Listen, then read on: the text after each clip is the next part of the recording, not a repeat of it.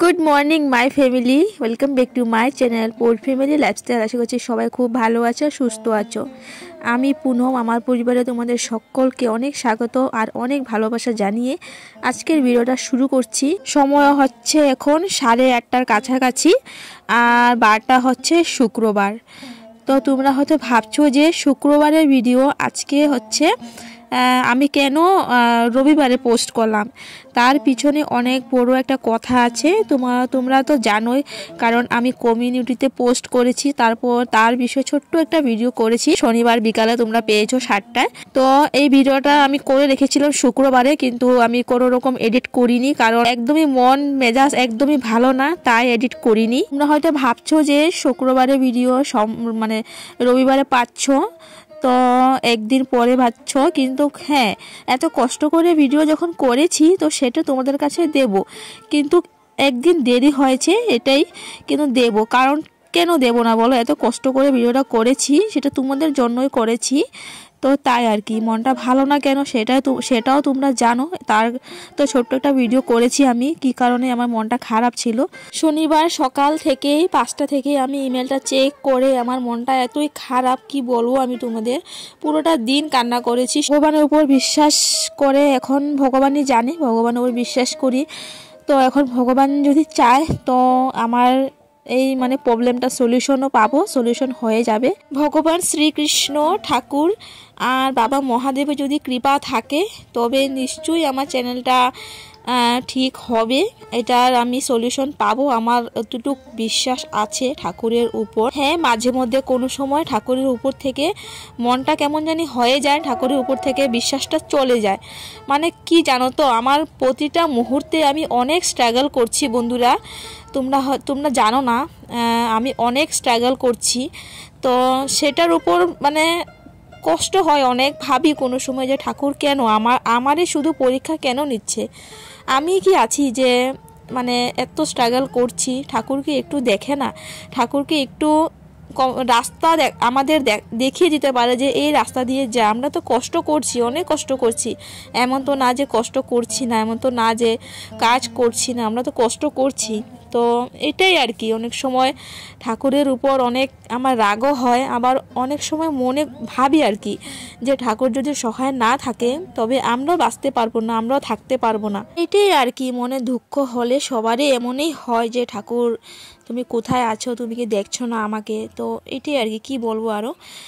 তো এই যে আমি যে কাজ বাজ করছি তোমরা দেখছো, তখন কিন্তু কোনো রকম আমার এই যে টেনশন, এখন যে টেনশনটা, এই টেনশনটা ছিল না, তাই আর কি আমাকে পুরো ফ্রিতে দেখতে পারছো তোমরা। কিন্তু এই দিনটা পার হয়ে যাওয়ার পর, রাত্রিবেলায় আমি শুক্রবারের ভিডিও রাত্রিবেলায় মনিটাইজেশনটা অন করেছি, তো পরের দিন শনিবারের সকালে আর কি আমার এই যে টেনশনটা, কি বলবো আর তোমাদের বলো।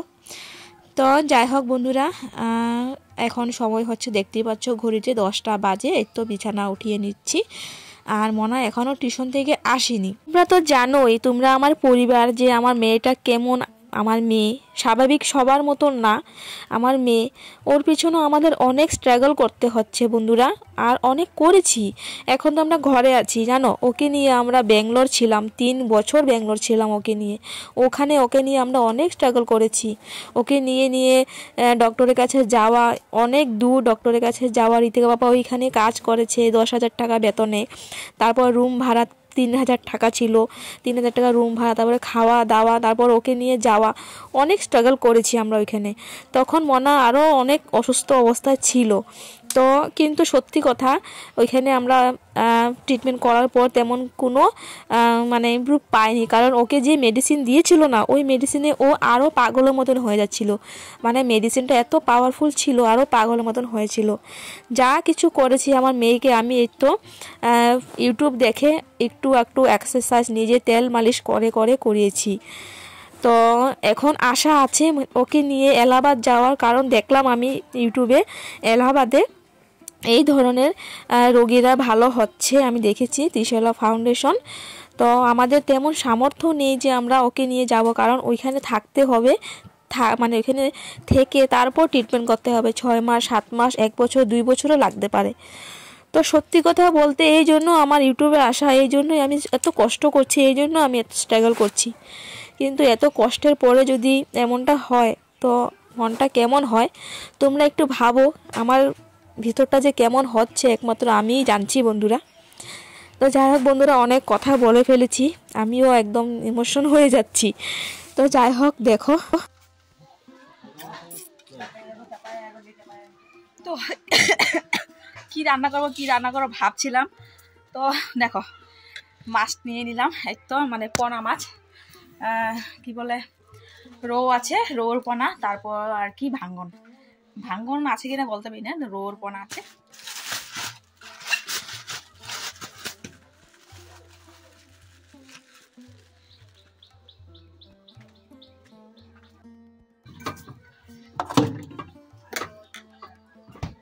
বন্ধুরা বাসনটা ধোয়া হয়ে গেল, আর এখন মাছটা কাটবো। আর এখন সময় হচ্ছে পুরোপুরি 11টা। মনা এখনো টিউশন থেকে আসেনি, কারণ অনেকটা দেরি করে মনাকে টিউশন মানে দিয়ে আসলাম আর কি, তো তাই। তো চলো মাছটা কাটি, তারপর রান্নাটা বসাই।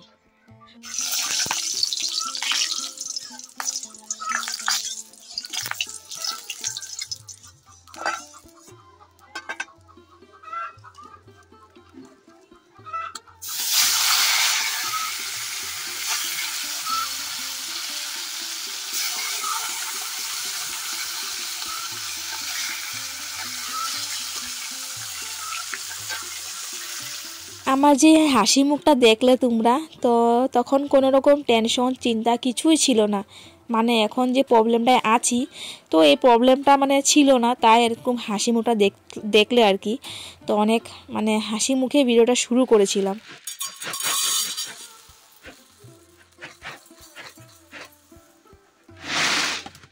গতকাল রাত্রের একটু ভাত ছিল, তো ঋতিকার পাপা আর ঋতিকা মানে দুজনেকে দিয়ে দিলাম, মানে ওর পাপাকে দিলাম, তোর পাপা মানে মনাকে আর কি খাইয়ে দিল, দুজনে খেয়ে নিয়েছে।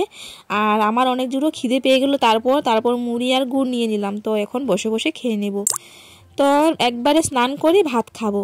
তো দেখো এদিকে মশলাটা এদিকে ভাজা করে নিচ্ছি, আর মাছটা করবো, মাছটাও ভাজা করে নিয়েছি। এদিকে আলু দিয়ে আর টমেটো দিয়ে করব। তো আলুটাও আমি এক্সট্রাভাবে ভাজা করে নিয়েছি। মশলার মধ্যে আছে কাঁচা লঙ্কা, 2-3টে শুকনো লঙ্কা, তারপর আছে পেঁয়াজ, তারপর আছে জিরে গুঁড়ো, তারপর হলদি। দেখো মশলাটা ভালোভাবে কষিয়ে নিচ্ছি, কারণ আলু তো আমি এদিকে ভাজা করে নিলাম। তো মশলাটা ভালোভাবে কষিয়ে তারপর রান্না করব। আর এদিকে দেখো বসে বসে খাচ্ছি মুড়ি। তো সত্যি আমার মুড়িটা না গুড় দিয়ে খেতে খুবই ভালো লাগে। আর ঋতিকা বাবা মানে গুড় এনে রাখলো ঘরে আর কি, পিঠে পুলি যখন বানিয়েছিলাম তখন একটু বেশি করে গুড় এনেছিল, মানে এখন পর্যন্ত আছে। তো গুড়টা অনেক টেস্টি গো, মুড়ি দিয়ে খেতে খুবই ভালো লাগে। তো দেখো এদিকে আলুটা টমেটোটা দিয়ে ভালোভাবে মশলার সঙ্গে আর কি কষিয়ে নিচ্ছি। তো একটুখানি ভালোভাবে কষিয়ে তারপর দিয়ে দেবো ঝোল। তো এদিকে দিচ্ছে বাতাস, বারে আগুনটা নিভে যাচ্ছে, কি আর করবো বলো, মানে বাইরে রান্না করলে এটাই আর কি যন্ত্রণা। আর তার মধ্যে এখন বাতাসের দিন তো চলে আসলো, আর যেন একটু গরম পড়েছে, একটু উনুনের পাশে রান্না করতেও মানে একটু গরম লাগছে। তো দেখি গ্যাসটা তো বুকিং করেছি, এখন ভগবান জানে আর মানে কবে আসবে, মানে কবে পাবো আমরা। আসে তো কয়েকদিন পরই, মানে আমাদের হাতে আর কি কখন আর কি টাকা থাকবে।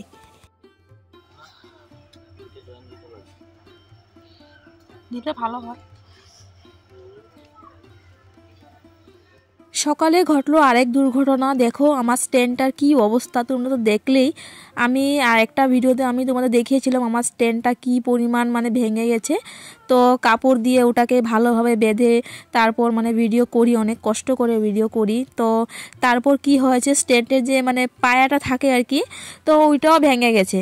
কি বলবো বলো, আর মানে কপালটা যদি খারাপ থাকে তো সব দিকে খারাপ থাকে। তো দুপুরে ঘটলো এই ঘটনা, তারপর দিন ঘটলো মানে সকালে আর কি আরেক ঘটনা। তো যাই হোক ঋতু বাবা ওইটাই ঠিক করছিল, বসে বসে বাঁশ দিয়ে কিভাবে কি করে আর কি ওটার পায়াটা মানে বানিয়ে দিচ্ছিল। আর এদিকে দেখো রান্নাটা প্রায় হয়ে গেছে প্রায় বলতে কি, এই তো তরকারিটা ফুটে গেছে, এই তো ধনেপাতা দিয়ে তো আর একটু মানে ফুটলে তারপর নামিয়ে নেব।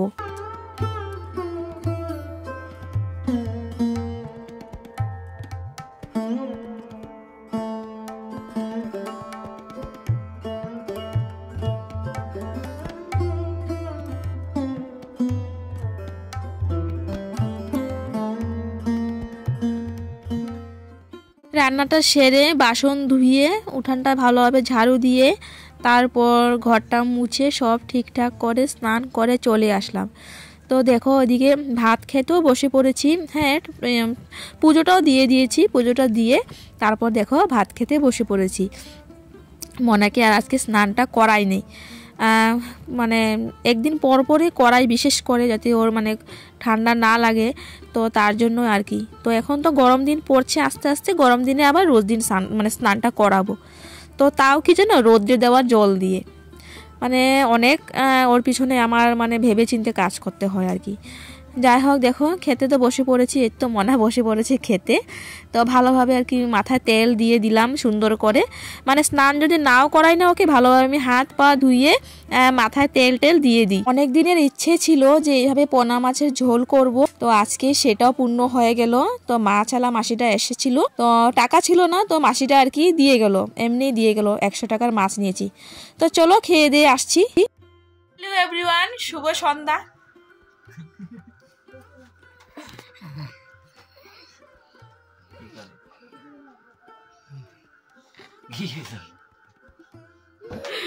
আমি তোমাদেরকে বলছি শুভ সন্ধ্যা, তো ও বলছে শুভ সন্ধ্যাতে বলো, এখানে বলো শুভ সন্ধ্যা সবাইকে, বন্ধুরা।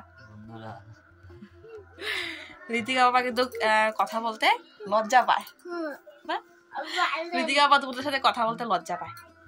আমি বলি যে ওকে বলি যে তুমিও কিছু বলো, কথা বলো না, ও লজ্জা পায়। এই দেখো,